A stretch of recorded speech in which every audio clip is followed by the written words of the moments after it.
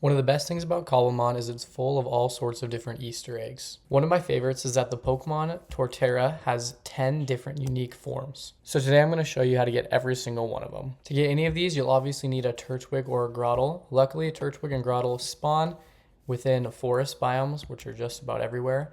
And so I just set up my base near this forest biome, and I've already encountered 3 in a pretty short amount of time. But now let's talk about how to get each form. The first one is the most simple, and that's just normal Torterra. That's within all Pokemon games. And to get this, all you need to do is have a Grottle at level 32 and click on Evolve. And this is what normal Torterra looks like in Cobblemon. But now let's get to the fun kinds. My favorite variant is the Cherry Tree variant of Torterra. To do this, all you need to do is give Grottle a Cherry Tree sapling and make sure he's at level 32. And then you evolve him. And you'll have the 2 options here between normal Torterra and Cherry Tree. And if you click on Cherry Tree, he will evolve into Cherry Tree Torterra, who looks like this. And I think he's absolutely awesome. Now, it's important to note this is all part of vanilla Cobblemon. You do not need any other kinds of mods or add-ons to be able to do this. This is something the Cobblemon developers added in. Next up is the Swamp variant of Torterra. To get this, you need to be within a swamp biome and then give Grottle a oak sapling to hold. Then when you go to evolve Grottle, you'll have the option here of the Swamp Torterra.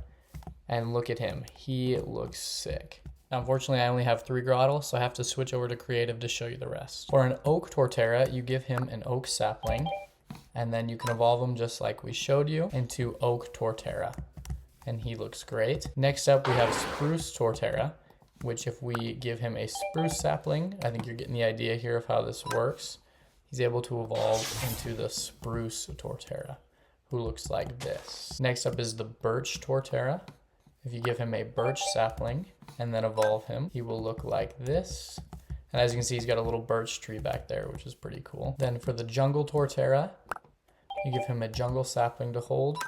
And then if you evolve him, you can see he has this jungle tree up here and he looks like that. Next up is the Acacia Torterra. Give him an Acacia Sapling and then you go to evolve him.